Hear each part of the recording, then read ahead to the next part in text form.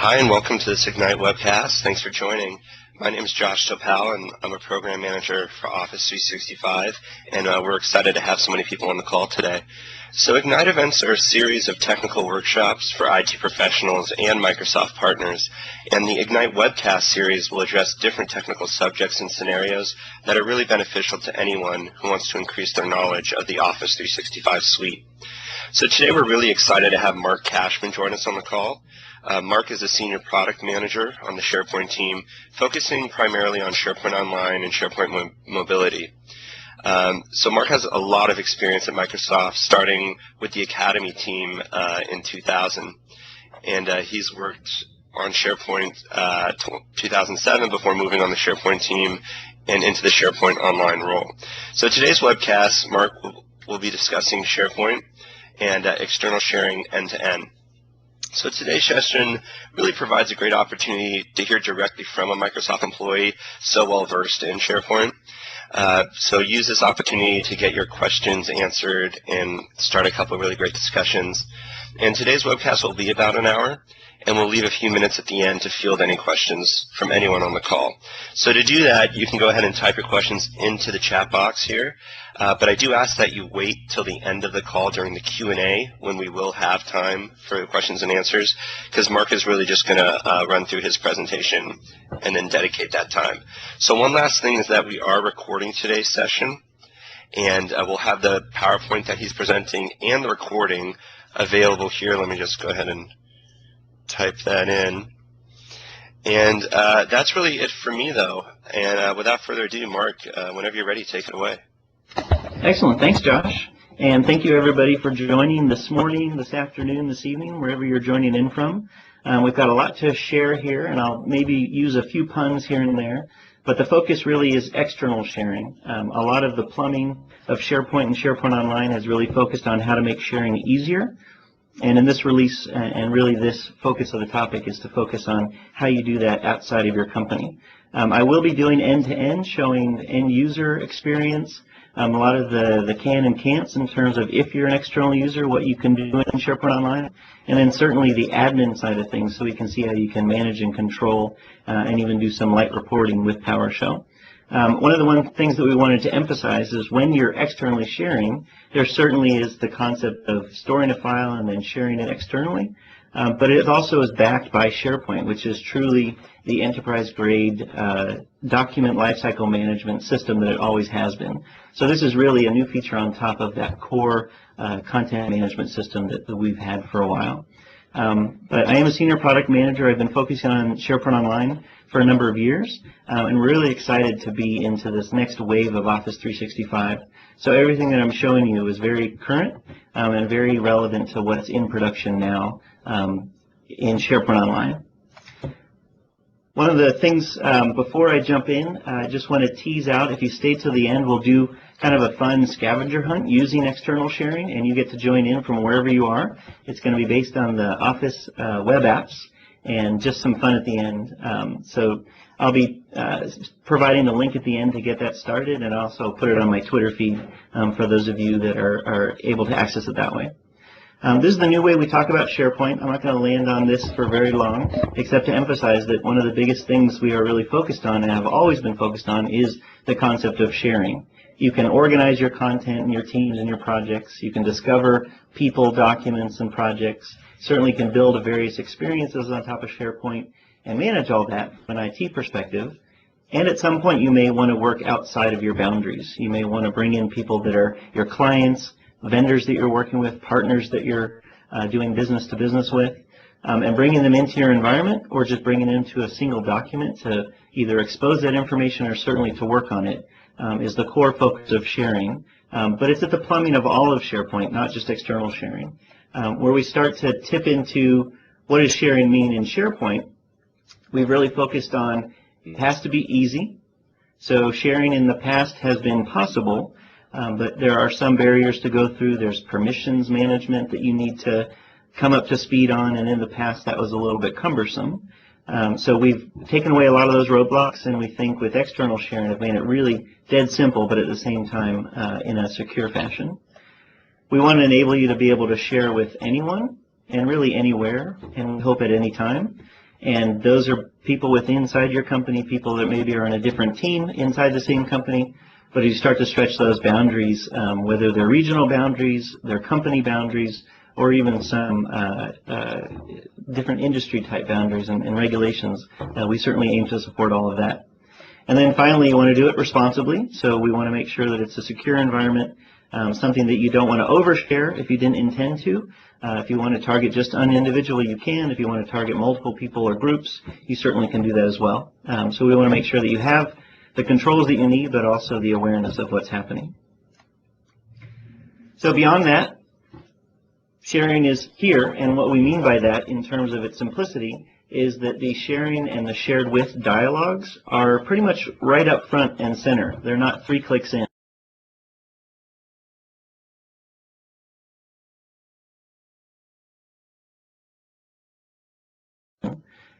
When you're sharing with somebody, if it's internal, it's really easy. There's the new people picker that we've built that attaches to your global address list, either in the cloud or if you're connecting via Active Directory on premises, we'll attach to that.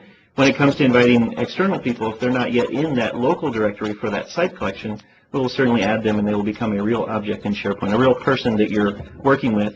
And in the same way that you would assign them different permissions or take them away or remove them altogether, you can do that.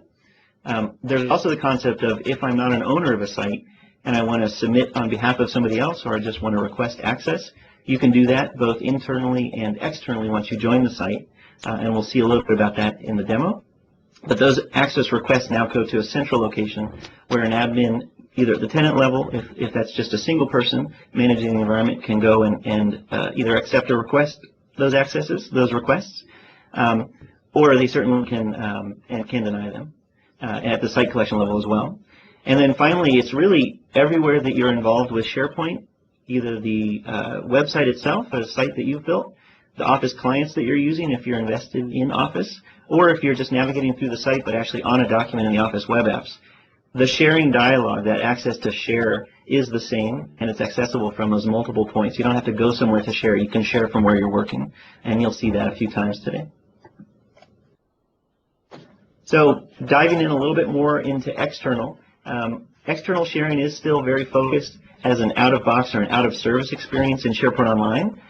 We've had a level of external sharing for a while now, but we're really ramping it up in this new release.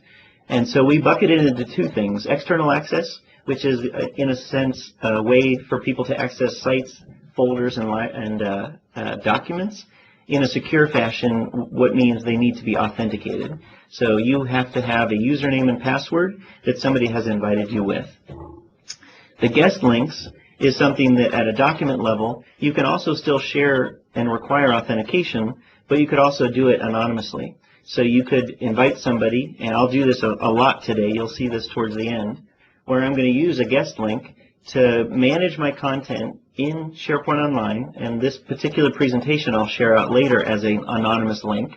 And you'll see where I've actually been managing this deck in SharePoint. I've had a number of people on my team review it, and now what I want to do is share it with you in its final fashion, but still manage it in SharePoint. I don't want to hand it to a web editor for them to put into some weird directory. I don't want to, hand it off to a third party that, may replicate it, and then I don't know what's happening to that deck. I'll manage it in SharePoint, but I'll share it out, and you'll be able to access it through the PowerPoint web app. And that's real powerful. Same sharing dialogue, just making a couple of adjustments on the way in terms of the choices you make to share or not to share, the level of editing or not, or requiring authentication or not. So we'll walk through this a lot in the demo. I really do want to get to the demo because that's primarily what I'm going to be focused on for the majority of time. Last little thing is on the admin side. When we look at the different admin controls, there is a level of difference between Office 365 for Enterprise and Office 365 for Small Business. And these are just the different plans that we offer through Office 365. And of course, as an end user or as a customer, you can select between any number of plans. There's even a mid-market SKU that really is very similar to the Enterprise in terms of external sharing, so I'll just clump it into that. But in Office 365 for Enterprise, you have 3 options to configure both guest links and external access. And I'll talk a lot more about that when you start to see it in the demo. But you basically can have it all completely off, or you can have it on at different levels where you always require authentication, or you require authentication but can also share anonymously. And this is something where we've got a number of switches so that you can enable it but not yet share anything, and then start to share what you want per site collection. And again, I'll really show you what that looks like in the product. You can also do a lot of this sharing from your personal site, what we used to call my site in the past, to share documents from your SkyDrive Pro environment. So if it's been enabled at the tenant level by your main IT person, then you can certainly do that from your personal site. And we do set defaults on day one so that both guest links and external access are on at the company level. But again, nothing is being shared. No site collection has actually been enabled. It's just a choice that we made so that hopefully it's discoverable and people will use it. But absolutely, if you don't want to use it, you can disable it very, very easily. We have it on for pre-created sites. These are the ones that on day one of provisioning, things will just be on. But if you go and create a new site collection, a new team site for a different business unit, that external sharing functionality will be turned off. And again, it's just a quick choice that you can make within seconds. You can have external sharing, and within seconds you can remove it before people really start to work in that environment. For small business, it's a little bit different. We have one switch for both guest links and external access, so we're either turning it on or off. And in the small business, they only have a single site collection, so there is no distinction between turning it on for the company and then turning it on and off for various site collections. It's just on or off. And the defaults obviously are both guest links and external access are on. So if everything's turned on, there is no difference in what I'll show you between enterprise and small business. But just to be clear, it's a little bit different if you're evaluating the different offerings. Enterprise might give you the functionality that you need from granularity of different teams and their requirements. Or in a small business, you may just want it on or off, and if it's on, then it's on for everybody, and that might be okay. So one last slide before we jump into the demo, and I will pause just for a few questions if there are any. But since I've got a lot of demo and I've saved time at the end for Q&A, you don't have to hold your questions. Please ask them in the link meeting when you have them, and I'll absolutely get to all of them verbally as much as I can at the end, or answering them. Certainly if you stay online, I'll own up to answering all of the questions, at least in a text response or an instant message response. So you might ask yourself, and I know we had a lot of feedback when we initially released that we didn't have this information or this level of information out on the web. So I'm happy to say, at least now today, we do have a new article that really talks about what is an external user, and we're not trying to define it as terms of the broader scope of I'm an external user and how do I think about this philosophically. We hope that you do think that and how it applies to your governance plans and your compliance measures. But really here it's more of the what's in scope, what can they do, what's out of scope, what can't they do. So they can view and edit with the Office web apps, and we'll see that today. The external users do inherit the use rights of the Office 365 customer, and what this means is if a customer has invested in the E3 plan where we have enterprise features and they invite an external user, that external user will be able to consume and have the use rights to use those enterprise features. That's something that has been something that we've been pushing for a while, and we're happy to have that. It's obviously driven per site collection, so they can't have access to then roam through your whole tenant, but certainly whatever the business is doing in that environment that you invite somebody into, they'll be able to use it and not be breaking any compliance rules. Of course, they can do things like add, view, and edit or delete documents, lists, or list items that they have permissions to. They could navigate to subsites if you haven't broken any of the permissions based on that single site collection they were invited into. And since we have the concept of a site feed, they can view and can contribute to that social experience of that project within that site collection. What they don't get, though, is they don't get their own personal site. So they don't get a My Site. That means they won't have a SkyDrive Pro folder or their own SkyDrive Pro storage quota. They won't be able to view the company-wide feed. This is the news feed that would be your personal feed that would consume across site collections and across all of the users. They won't have access to that. They won't have their own profile, so they wouldn't have their own photo. They wouldn't be able to change their photo if they did get a photo assigned to them. And they wouldn't be able to see aggregated tasks. They would be able to see them at the site level, but not across sites if they were invited by multiple teams. And from a company perspective, if you invite an external user like you would add another user internally, the main difference here is you aren't adding storage like you would when you buy another E1 license. The external user does not add quota to the overall pool. By nature of compliance, external users can't be an admin of a site collection, so they couldn't be a site collection administrator. However, in the scenario of the public website, which is a very dedicated site collection, you could extend somebody to be a designer if they are helping you build out your website from a design perspective. So certainly in some scenarios, you have to be an admin to be able to perform certain tasks, and we think that's a very distinct one for the public site collection. And then finally, if you're performing a search as an external user, you're scoped at the site collection. You cannot search across everything. And we think that just makes sense from where you're inviting them into, based on what you would want them to be enabled to do. So with that, you'll have access to this deck in a couple of forms. Certainly after it, I'll make it available so you can find this link. There's more information, and certainly we want to have a lot of resources towards the end, 4 main ones that I'll point you to.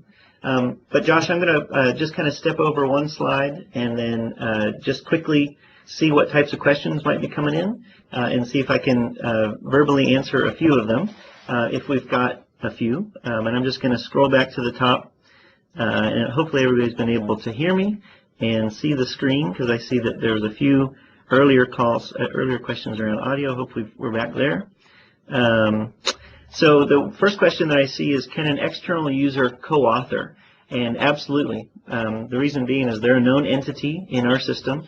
When they log in and they're signed in to your site or a particular document, they're a member of that site or document, the same as anybody else would be in terms of a user object or a person. And the Office web apps, since we allow editing capabilities for external users, we'll just treat them like any user. Once they're in and they have the permissions to be there, they can co-author. So great question, and certainly we want to support those scenarios. That's a very primary scenario that we want to support, so for sure. Let's see. Can an external user be a part of a site mailbox? So that's a good question too, and that's actually something that I had thought I'd put on my slide. But it is one feature that when you are on a site and if there is a site mailbox set up on that site, an external user, when you click on that site mailbox, it will give you an error that you don't have permissions to view that site mailbox. And a lot of that has to do with some of the cross boundaries into Exchange Online.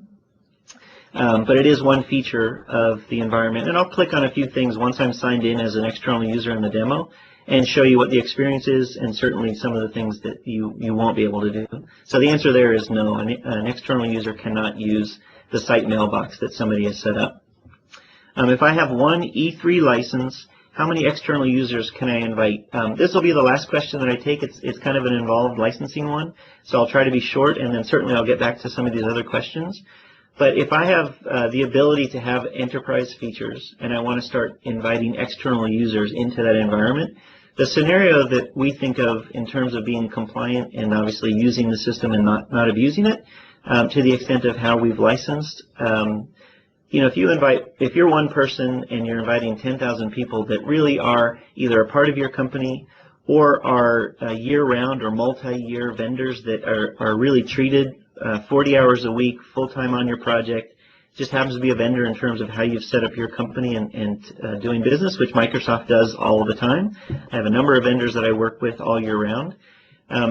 If they're a full-time vendor, and there's some language that I can help point you to in terms of our product use rights at Office 365 All Up, you can invite up to 10,000 people uniquely per month, and then certainly the next month if you have 10,000 other people that you want to invite. If you uninvited or deleted all 10,000 from the previous month and invited 10,000 new in the next month, it's 10,000 unique users per month. But again, qualified as an external user. So we think that that's a significant amount. We want to increase that over time as well.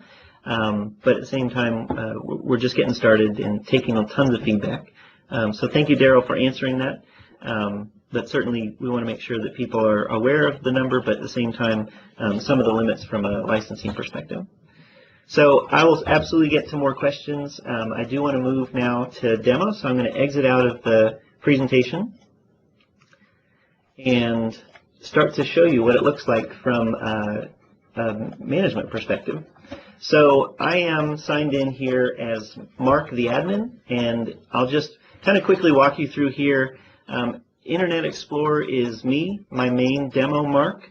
Firefox, when I get there, is going to be my Hotmail account, Mark at Hotmail. And when I go to Chrome, I'm going to show you Jenny, who's an external user that we will invite in. And then on Safari here, I'm going to be Kim, who's actually coming in, and I'll show you, this is one of the first things I'll demo after the admin, that will really show you what the round-trip experience is from inviting somebody and then that end user accepting it, not having an authentic or a Microsoft account yet to sign in, and I'll talk about that requirement when we get there, but it'll be kind of the full round trip of both admin request or send an invitation to the acceptance, and then we'll narrow in on a couple of other areas. So what you're looking at here is the SharePoint Online Admin Center. This is a regular tenant, the same as you could spin up right now if you have it or want to get a trial. It's just a live in production Office 365 trial account, and the tenant's name is SPOMK. And I just point that out just so you know it's real, but also as I navigate through I might reference that of where we're going. And this is just where I go to create my site collections, manage users and their access, and all the different things that you would want to manage in SharePoint Online.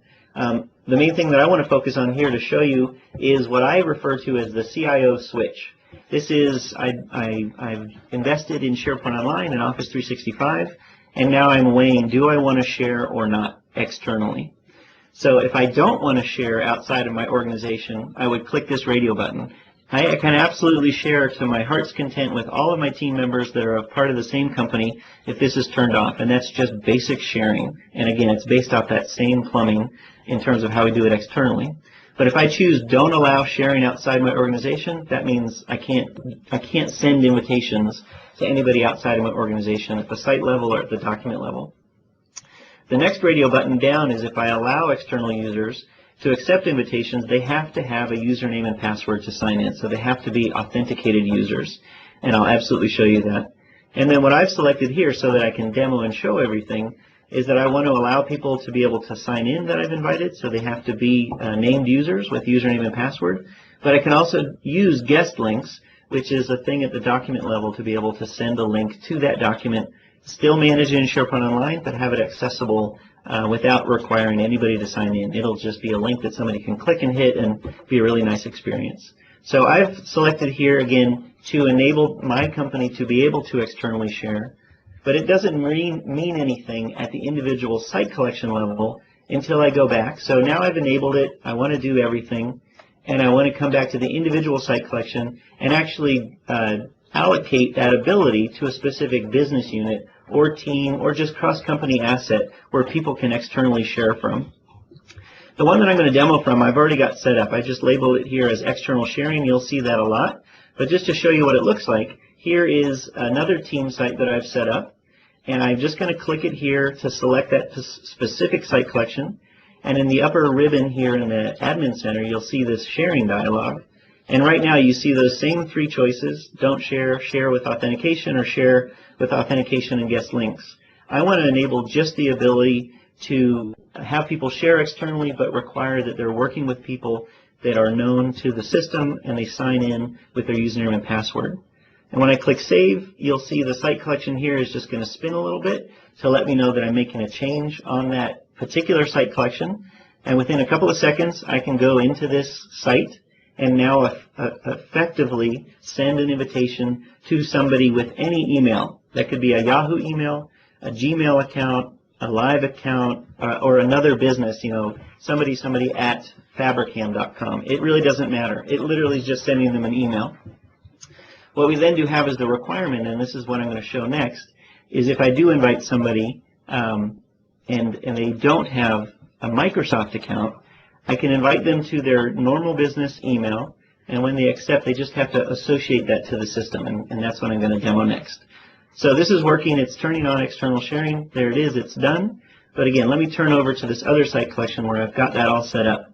So this is a basic team site. I've added a number of things on the front page where I've got a project timeline. I've got my site feed going here, and of course I've got documents. And again, another little teaser of all the documents for the scavenger hunt later that hopefully will be fun for you to do are stored right here. So they're coming from the same environment. I'm not going to show you any of them. You have to find them yourself later, but this is where they are. So I've got a number of documents and a whole bunch of other stuff. Here's that site mailbox. If I click on it now when I'm signed in, that site mailbox will work, but I'm going to save that and show you what the experience is for the external user. And so let me invite an external user. So I click share up in the upper right hand corner here, and it brings up our sharing dialog, and you can see who it's already shared with, and that I'm going to invite people to edit. So I'm inviting people into this environment, and the person that I'm going to invite is Kim. So her email address, again, should look very external to this environment. And this is a Yahoo account. And you'll see here it does resolve the email, but it doesn't give them access because they're not yet a member of the site. So I'm just going to say, hi, Kim. Welcome to the project. Look forward to your contribution. And then if I do show more options, you'll see here that I am going to send her an email invitation, and I'll switch over and show you what that looks like. And then if I have different groups set up, I can choose which group I want to put her into. And since I know that she's going to be working on this project and contributing to a couple of documents, I'm going to invite her into the members environment. So I'll click that. And when I click share, it's going to send her an email from the system that's going to invite her to external sharing on this site. And it's called external sharing, so we'll see that in the email. And it's going to put her in this groups with that level of permission that I can change anytime I want from the invitation all the way through to in the middle of the project. I can make her a viewer if we're done with her contribution. So when I click share, if the demo gods are with us, you'll see in the upper right here where it says shared with external users means that the email has been sent. And I'm going to switch my hat over and now bring up the Safari browser where I've got Kim logged into her email. So she's not logged into my environment, that SPOMK. To this user, she has no concept of that tenant, that environment, that SharePoint Online. So this might take a second just by nature of email. It's one of the issues and whatnot that with demoing some of this. So we'll cut back and I'll just show you some of the things that I can do as a main user. Because there was the question around the site mailbox. I'm going to click on that and show you what the experience is for me. I have permissions because I work for this company. And this will load up what looks like the Outlook web app, and in fact it's called that, but it's scoped to this site collection. So this is effectively a mailbox for the site. And I can go in here, I can check the mail. If there was an attachment, I could open it from here. I could even, if I wanted to, make sure that I send important information to the team. I could include the site mailbox URL, their email address for this site mailbox, so that the email that I send to the team will also be located here on the project site. There's a lot more information about site mailboxes. It's a great new feature, but it is one of those things, again, that's not scoped for an external user. So it will take me back to here just to get set up. Let's see if Kim has received that invitation, and so far not yet. There it is. So we get an invitation that says Microsoft Online Services Team.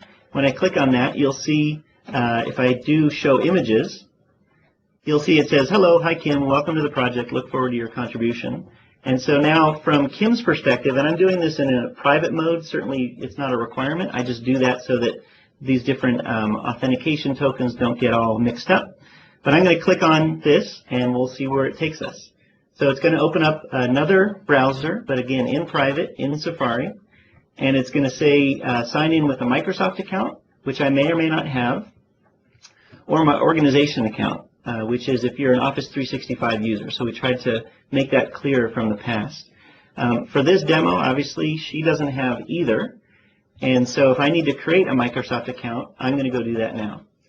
And it doesn't mean I create a new mailbox. It doesn't mean I have to have a new identity. It just means that I'm going to create and associate my my email address with the Microsoft account system so that I can use it later. And I'm going to try to fill this out quickly but you'll see it's pretty easy to do.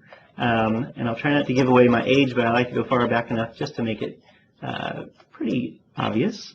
So this is where I can choose my email. So I want to make sure that I type in exactly my business email. Again, this is that Yahoo email. So this could be a Gmail, it could be a contoso.com, it could be even a Microsoft.com, anything that is basically the end user's email address.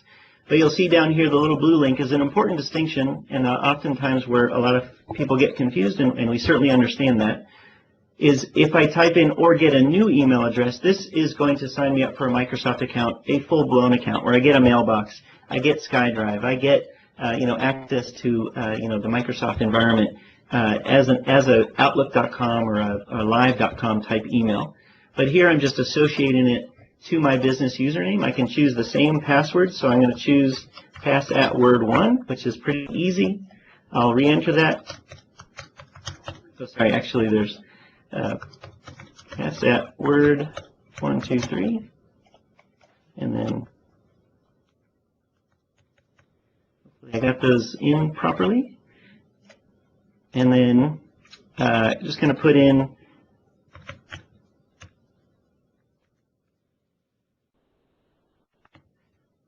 and then the region that I'm from. Apologize that this does take a little bit to show, but this is kind of one of the important parts of what we want to convey today, to make sure that you see how it works, but certainly you get to see me fumble just a little bit and typing a lot so that we can get this. So I'll promise that a lot of the other parts of the demo will go just a little bit quicker. Hopefully I got that capture right. And I'm going to accept. And of course I didn't do it right, so apologize. And if you get captchas on your first try, I commend you. They always get me just a little bit, especially when I'm demoing. All right, let's see if that will let us go in. So if this succeeds, essentially it's just making my Yahoo account. Oh, great. So this is something that I actually noticed has been happening in the past day or two. It actually does work, but I am seeing a technical issue. But I should be able to then go back and now do it because it has been working for me. I believe this error is being thrown after it gets accepted. But let me step through. If I go back now and go to external sharing again, it should pop up a new dialog. Now I do have a Microsoft account.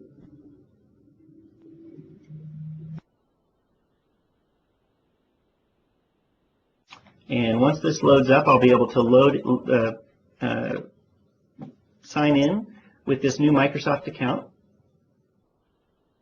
And this will go through our federation that we have with Microsoft account and SharePoint Online. Here we go. So again, I'm typing in that same,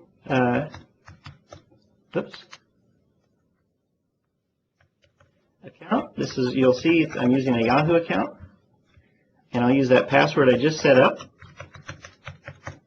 and I'll say keep me signed in, and now click in.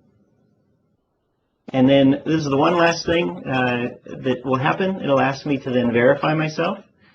So before you can continue, you need to check your inbox. So I'm going to go back to my inbox and hope that this message comes through. There it is. Verify my email address. And we're ready to go. So now, this is a one-time thing, obviously, for Kim. If she's ever invited by another company into an Office 365 environment, she can just sign in with this now set up account. She doesn't need to do this every time she's invited, because now her Yahoo account is a Microsoft account. So I'm going to minimize that, go one more time back to the original invitation, and go into the site with my Microsoft account. And this should resolve me right into the site, but as Kim. So you can see the URL here is resolving to the SPOMK tenant. And the site will load up here just a second in Safari.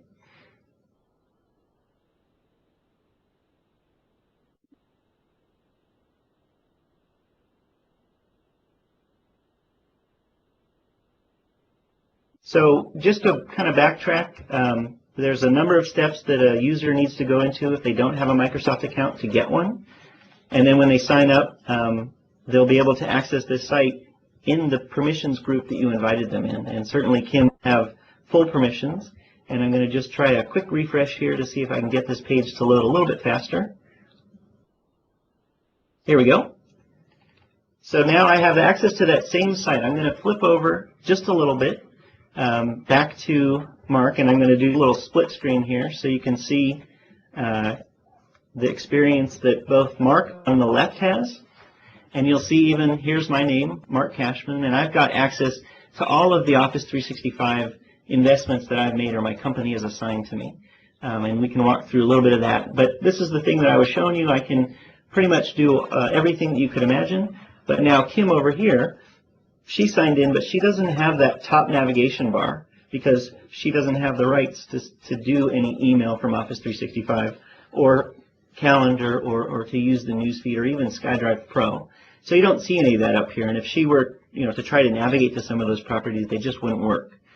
So you see the site looks the same. There's nothing that breaks or changes dramatically. But there are certainly some things that maybe aren't shown to her, and those are the main Office 365 links on the top. If I tried to do a number of things, let's say like I wanted to follow this site, you'll see over here it says, sorry, you're not set up to follow, where if Mark goes over here and clicks follow, it'll allow me to do that. So it says now following this site. So I can't follow sites. I can't follow documents.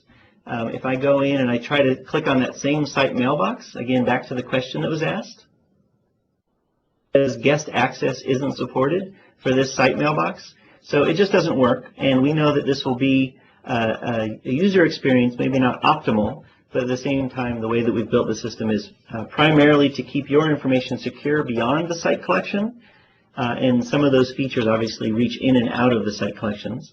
But let me go full screen on Kim here and just do one quick add of a new document so that you can see that she can, as an external user, create a new Word document or a new Excel spreadsheet. So I'm just going to create a new document, a Word document, in the Word web app. And I'm going to just do a real quick nothing to this Word web app just so we can see.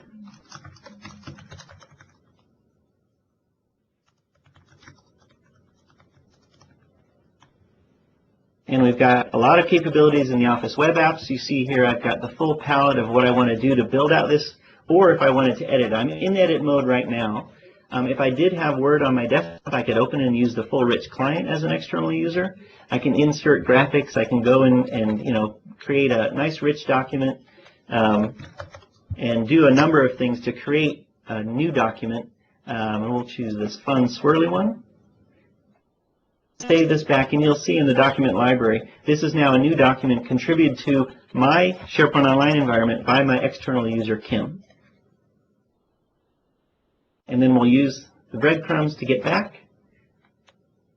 And there you have it. So that is a look at what the round trip of inviting somebody externally, what that looks like.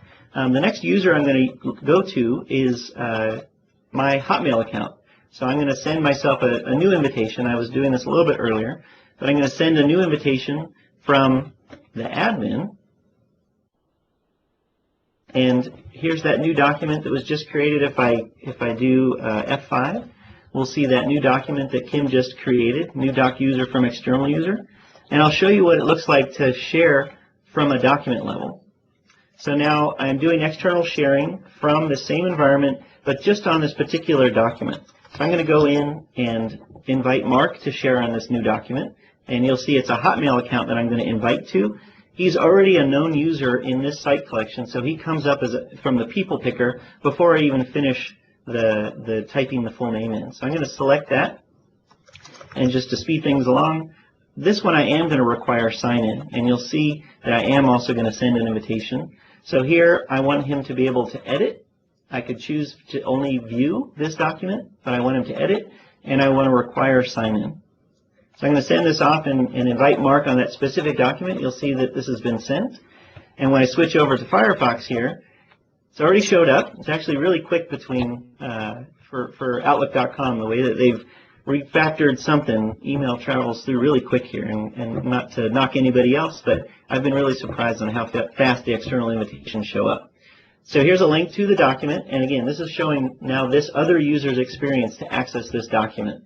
And you'll see, I'm going to actually get rid of something that I was already doing so that I can show you how this user, what they look like when they sign in. So when I click this, it's going to open up that Word web app, and it's in view mode initially. And you'll see up here, I'm in as another Mark Kashman, but it's a different Mark Kashman, Mark at Hotmail. And in here, I want to go in and edit. It's going to open up the Word web app, and I can go in here and add new stuff as Hotmail user. And save that down. And now Mark 2 can go in and go right back to the site. I'm now in as Mark at Hotmail, and you'll see this user also doesn't have the top navigation, but can do a number of things. So if I go to the home, some of the other things that this type of user can do, and actually let me show you with Kim here, because there'll be a new comment from a different user. We'll just do Mark again here. So if Mark's going to reply,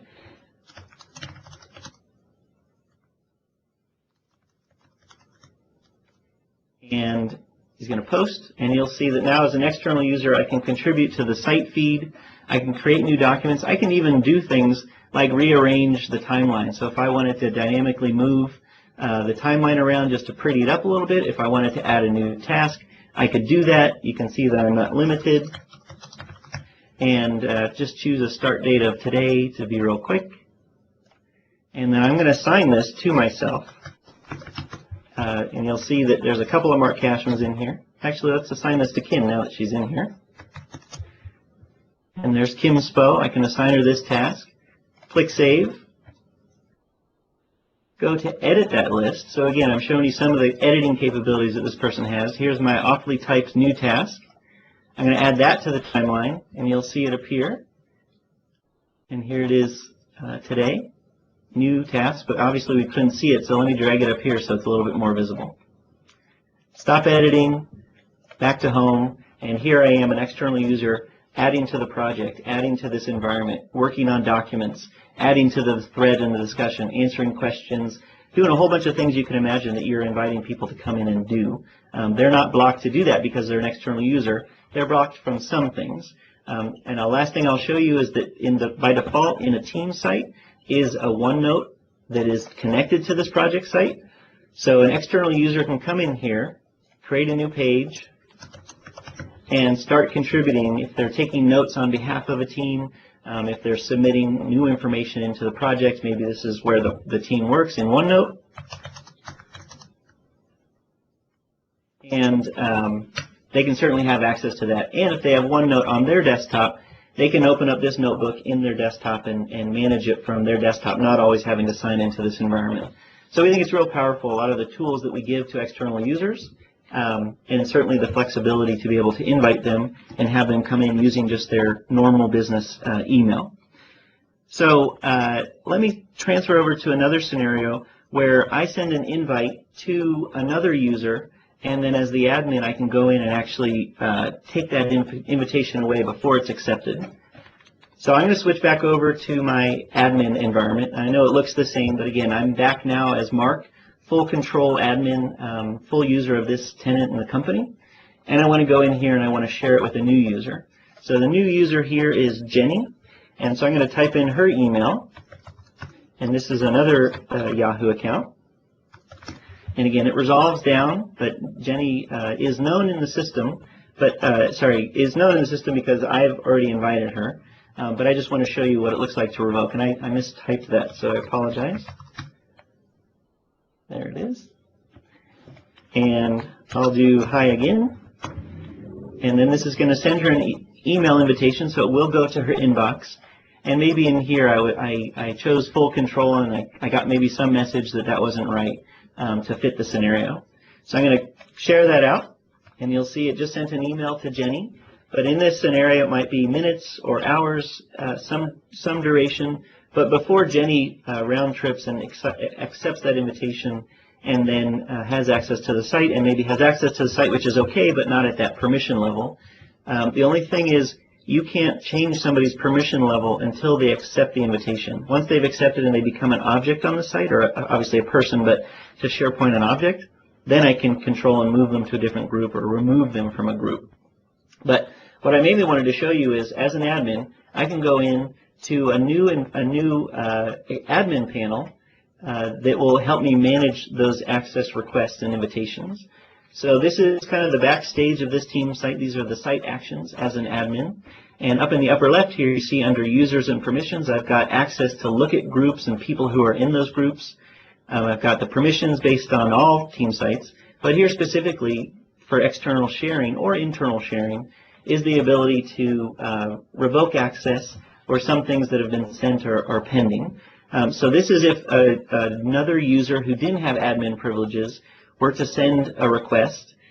I'd have to come in here first to approve that request because some people don't have the capability or the use rights to send directly to invite without an admin knowing about it. So if somebody like Kim or Jenny had sent an invitation to another team member, I would see that show up here and I'd approve that request. But what I'm really looking for are the invitations that have been sent. And since I just sent it, we're looking for the one that was sent to Jenny. And unfortunately, I'm not seeing it initially, and it might be that she's already accepted. So as part of my demo, maybe I should have thought about that. I do have one that I reserved that hasn't yet been accepted. So imagine that I sent it to my other account, which is a Gmail account, and this was that Jenny account that I accepted, but she hadn't yet accepted. I can click on this, and you'll see up here in the ribbon, I can then choose to resend the invitation. If the person lost it or just didn't see it, I can resend it, which means that will negate the previous one, so they can't forward or use that other one once I click resend here. It just won't work. If I click withdraw, that means the invitation that I sent, even though it's clickable, like there's a hyperlink to it, it just won't work because that token is now dead. So I'm going to do that here, where I will withdraw, and it takes it away from my user interface here. But what's really happening, I don't know if you saw it pop up here in the upper right, but basically it was going through a workflow that will then make that invite invalid. So that if now that person who we had sent it to tried to click on the link, it would give them an error that invitation is no longer valid. And at the bottom here, you can see all the history of what we've done. And this is kind of a manual or user interface look at this. And just at the tail end, I'm going to show you how to access the same information of people who have accepted and who are a part of it via PowerShell. So this is kind of the admin side of it, where you can manage invitations, manage requests. If I wanted to actually manage the people that are already in this environment, and they're already in a specific group, you can see that here are the groups on the left. Here's the sharing members. Here are the environment owners. If I invited somebody just to view only as a visitor, they would show up here. But here are the different people that I've invited, both internal and external, to share out this environment. But I put them in the members group. I don't have anybody in the viewers group or visitors, but certainly I would be listed and a few other people here in the owners of this site. So this is where I could go to remove somebody from a group or remove somebody altogether if I wanted to revoke their permissions, but after they've accepted the invite. This is where I can come and manage the people and the groups that they're in, which will control their permission and access level or access at all. So let me switch over to just inviting now a different user so we can see what that looks like to then accept an anonymous invitation.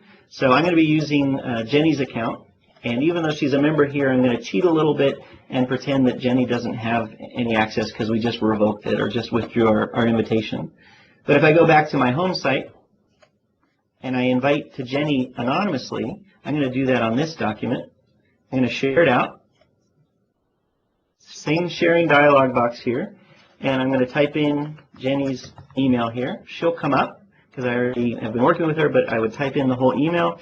Hi, this is anonymous access.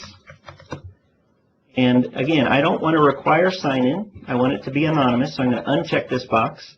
And I don't want her editing. I want her just viewing. So that's going to put her in a kind of a limited capacity, but maybe all that she needs. But of course, I want to send her an invitation. So here I'm using guest links. And if it's the first time that I've done it, I'm actually going to first create the guest link. If I've already created on a document, I could just grab that guest link and create a hyperlink in an email, or like you'll see at the end in the fun game, the hunt, is I could also do this in a Twitter feed or something that's very public and just have it be a hyperlink that anybody can click on. I'm going to click share, and I'm going to turn over to Jenny, and Jenny again is our Chrome persona. And you'll see here, here's originally what Jenny received when I invited her to external share on the site. But what I really want to show you is the new thing that's going to come up, which is what I just shared out here, which is to access anonymously this guest link to the Southern Partner document. So if I click on that, it's going to open up a new tab, and shouldn't require me to sign in, but maybe this is the first time for Jenny. So we will sign Jenny in here real quickly, which shouldn't require for her because this is a guest link. There we go. Sorry, I clicked on the wrong link, but here's the guest link. Obviously, Jenny didn't need to sign in, and to that point, Jenny can't really do as much as if she were to be able to sign in. She can't edit. She can do some of these activities that don't require sign-in. She can translate the document into a different language if she wanted to. She can find and search for information through the document, but you'll see she's not signed in as Jenny Spo. Up in the upper right here, she signed in as a guest reader, and she could co-author to the question earlier. You would still be signed in as a guest reader, but you might see a number of people signed into the environment, multiple guest users. Hopefully in the game you'll see that with other people that are participating. And then there will be also known named people who could also work hand in hand and co-author at the same time. So that's just a quick look at what that looks like to both send and receive a guest link. And then the last part of the demo, I'm going to kind of close some of these down so that we can kind of minimize what we're looking at. And just look at it from a quick admin perspective.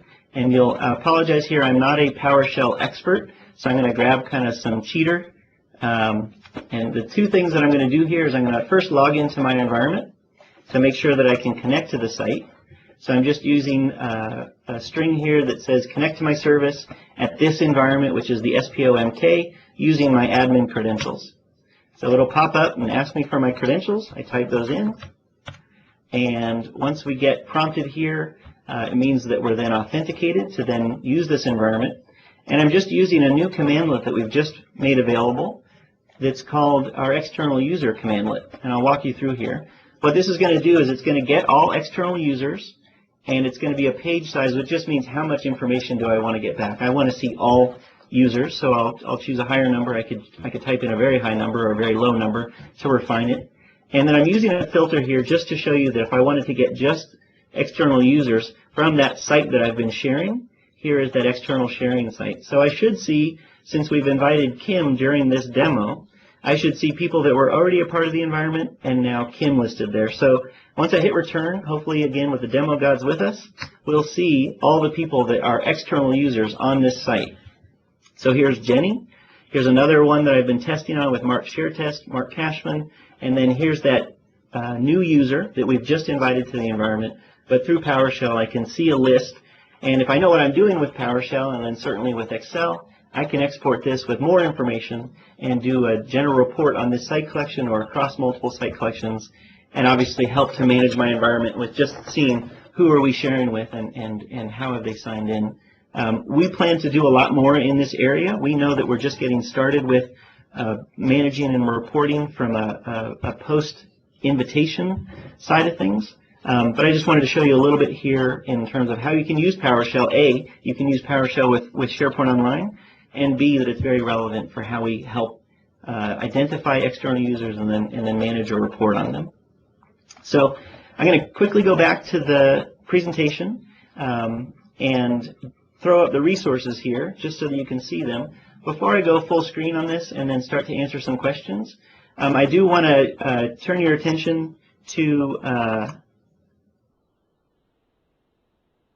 a couple of resources that we have.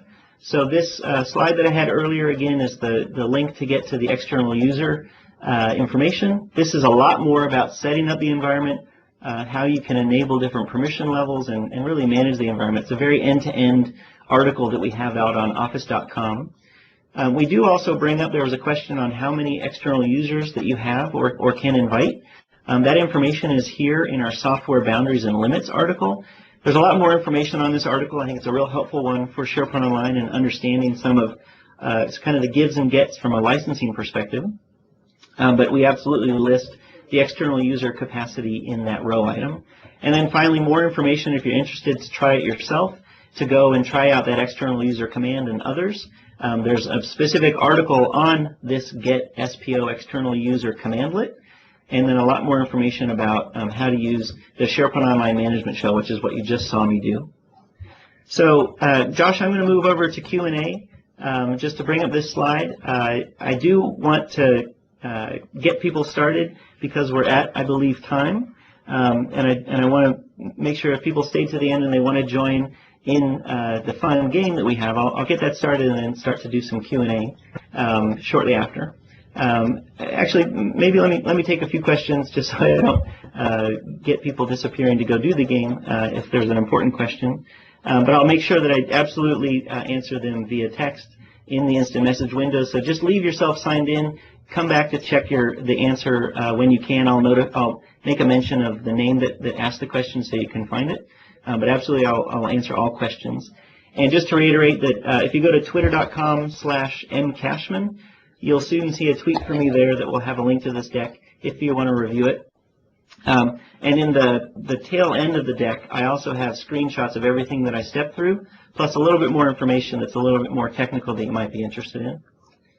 So with that, I do want you to start the Office document scavenger hunt. And at the end of this scavenger hunt is a $25 gift certificate from Amazon. And hopefully it's really fun. If you put this link into any browser, whether it's mobile, device, whatever, it's an anonymous link that will redirect you to the first part of the game.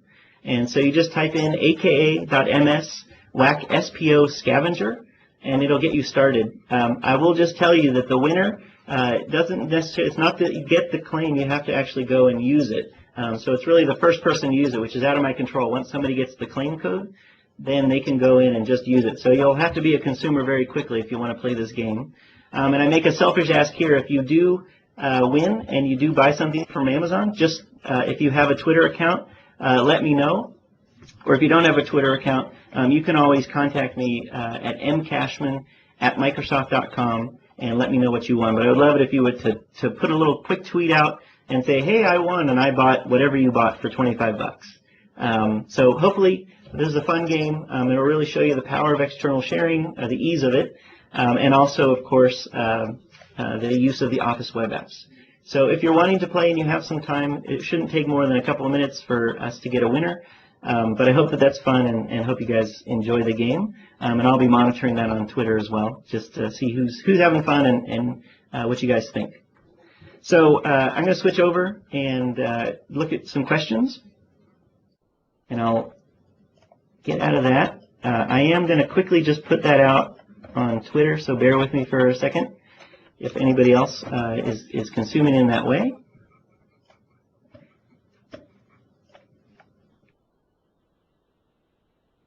And just copy paste that in, and it's a little bit long.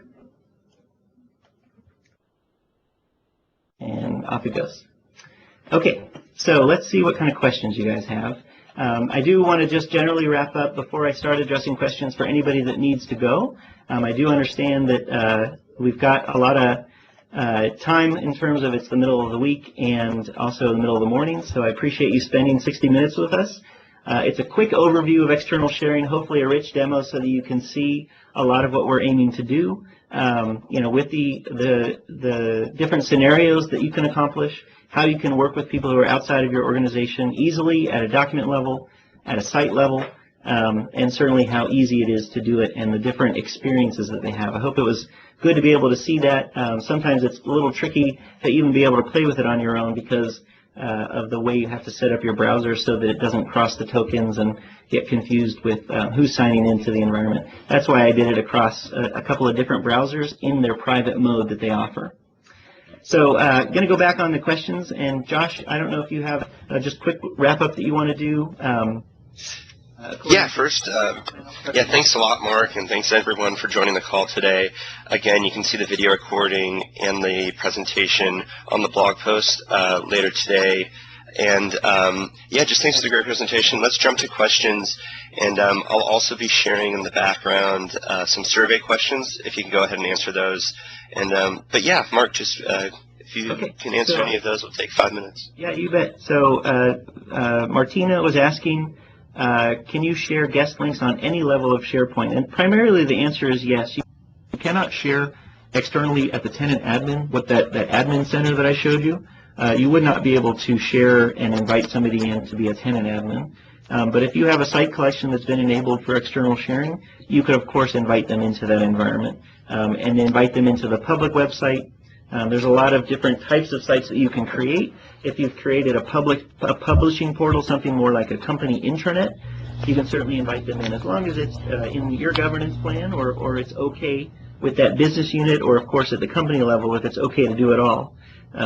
You're not limited to having just create one site collection. I could have up to 3,000 site collections, and I could have 2,000 of them enabled with external sharing, and that's just fine.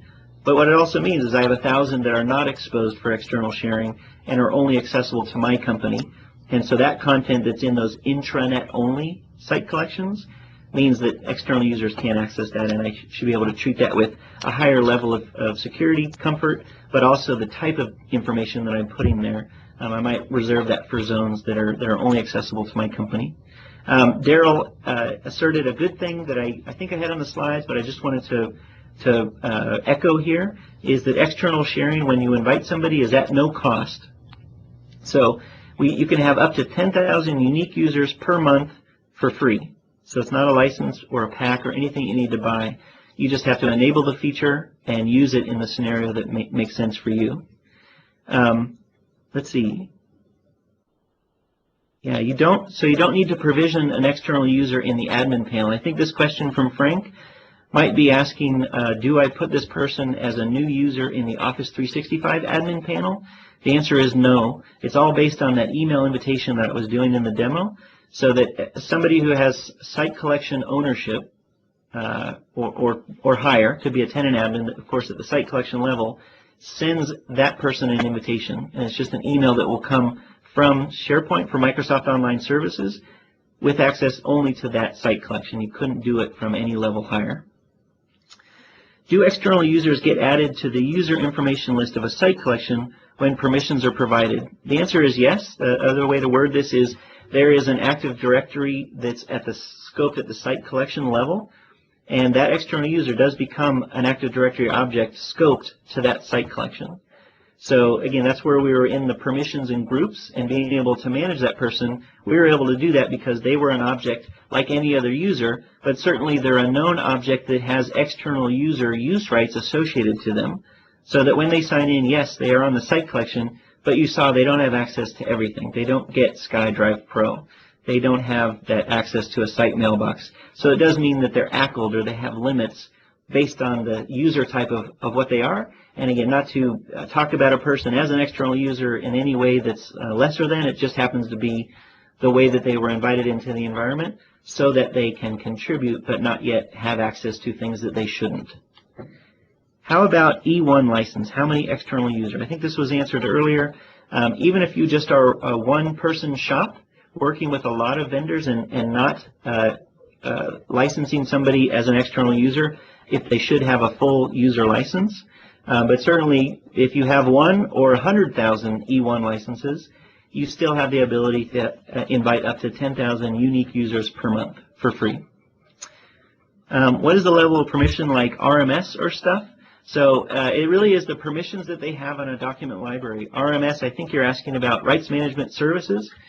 So if I've applied information rights management, what we call it in SharePoint, to a specific document library, if that person is given rights to that document library, that's what it's going to be looking for. Or if the file itself has been given permissions, or they have allocated permissions to that user, which might be a little bit trickier because you have to do that from the client, but it's just an extra step. Then that person, once they sign in, they're known to the system as that username and, of course, that password that it will go look up. But it's going to go to that Active Directory and do a lookup to see if that person has the right permissions, and of course is a known user. So the answer to that one is yes. If there's been IRM applied, we will adhere to those rules of how you've used it. Are the same external users rules applied to A3 licenses? Great question. I didn't mention the Office 365 for Education or the government offering that we have. It's based off of the enterprise SKU, the enterprise same environment, but obviously with specific purchasing rights. You have to be an education customer to buy an A3 license. But the answer is yes. A3 is very similar to E3. A1 is similar to E1. An A3 user could invite an external user, and you would have up to 10,000 unique users per month for free in an education scenario. So looks like Daryl's been answering some questions, so I might be overstepping a few things here. Is the admin center new? I have the small business version and have not seen this. Great question, not directly related to external sharing, but it does apply because what I mentioned in the deck is that there is no SharePoint Online admin center for the small business offering. You do have Office 365 admin center where you can manage users and permissions and licensing. But since the small business only has a single site collection, what we do is create a link that will take you from Office 365 admin into your team site. And if you have right admin rights, which by default that first person will, you'll be able to access the site settings, the admin side of that site collection. But you do not have the parent level admin center, primarily because you don't need it. You only have a single site collection, and you can do everything that you need from that site collection. In that site collection, you can turn off external sharing should you not want it, and that's just within that site settings environment. And if you have any further questions, we've got that documented on the web to show you what that access and how to do that from a small business perspective. Andy jumped in there and said that the admin center is on M&E plans. That's absolutely true, but again, not there for the small business. Small business plans, yeah. So I believe this has probably already been answered, but we absolutely will be putting up the deck and the recording, so people will be able to access it at a later date. Does another account also work like Facebook or OpenID? Great question. So I think the question really here is, can I invite somebody and have them sign in and log in with their Facebook account or an OpenID? And the answer now is no. We certainly have gotten this feedback, and we would love to be able to announce today, but we're in review on how we're going to tackle being able to require or offer other authentication providers like Facebook or other. Right now we are federated with the Microsoft account. That was that first demo that I did. So it does require somebody to have a Microsoft account or to already be an Office 365 user. So if I invited somebody who was from another tenant in Office 365 with whatever their email is, and that's a known username and a password combination to the Office 365 system, we will do a lookup and know that they are already a user if they sign in as an Office 365 user. Let's see. Yeah, so let's see, where do you find the obtain the service upgrade? So there's some general questions a little bit out of category. I know from an upgrade perspective, if you're waiting as an existing user, you're going to get a series of notifications that have already started, and if you haven't received it yet, they will be coming soon that will give you a 4-week heads up. That you will have more information coming in about 2 weeks, and in 2 weeks you'll get more of a specific date of when you're going to be scheduled for upgrade, and then you'll get the notification that now you can upgrade, which for SharePoint means a lot of things, and certainly if you just look up SharePoint Online upgrade in Bing.com, you'll be pointed to all of our new documentation that's out there. We just released specific to upgrade that'll really answer any of your more deeper questions. Let's see, you're restricting users, let's see.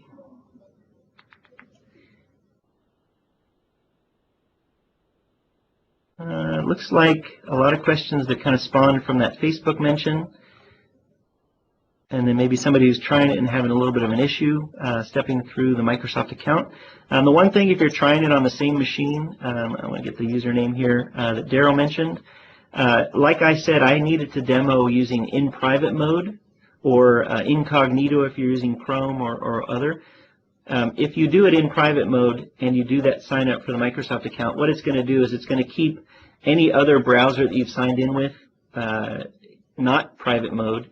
Those tokens will make sure that those don't get crossed. And what will happen if I did it and didn't use it in private is it would sign me in, but it would sign me in as my other account because it's looking for a token from the Microsoft account, and it's just crossing me because I'm the same user on the same machine. So if that's the issue and you haven't tried in private browsing, give that a try. Or if you have two machines, try it from separate machines, and I think you'll have a little bit better luck.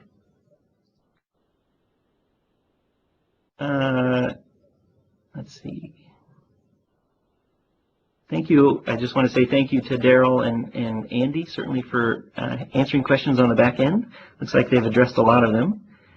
I'm going to just put in, people are asking for the presentation link, and I sent that to myself here, so I'm just going to put that in so that we can get that.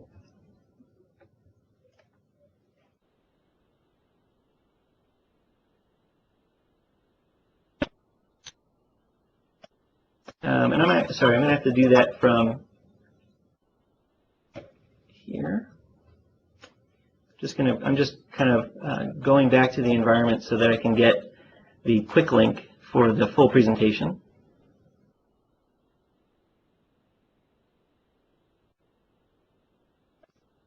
So here is the quick link to the invite. I'm just going to insert that in here to today's external sharing deck. And again, I'll post this out on Twitter as well. But if you click this link, it'll get you to the deck. I know that Josh and team are going to be posting this in the normal channels. But if you follow this link that I just posted, it should access the PowerPoint presentation in its entirety in view mode in the PowerPoint web app. And certainly if somebody wants to just give that a try, and if it's not working, I'll make sure to fix that. And it looks like Eric Alcott, thank you, it's working. So hopefully it's a good deck to have to review what we shared today. And again, there's a lot more in the appendix if you want to kind of step through it, not to have to demo it yourself or try it yourself, but step through the slides. You'll see a lot of what I demoed today, and a couple of the scenarios kind of in sequence as I showed them. But there's also a couple of slides that I have in there that are a little bit more deeper technical about how we built it and some of the areas that might be of interest if you wanted to go a little bit deeper. It looks like we addressed all the questions, and really the job was easy towards the end here because of the work that Andy and Daryl were helping with. So again, thanks to them. Thanks, Josh, for the opportunity to jump on the Ignite webcast here and share a little bit more about SharePoint Online and external sharing. And if anybody is still on and listening, I'm not just talking to myself, hope you have a great day. And if you've joined the Office Doc scavenger hunt, I hope that's fun. And maybe you even already have a winner. I'll go check Twitter and see how we're doing. So have a great day. And again, thanks, Josh.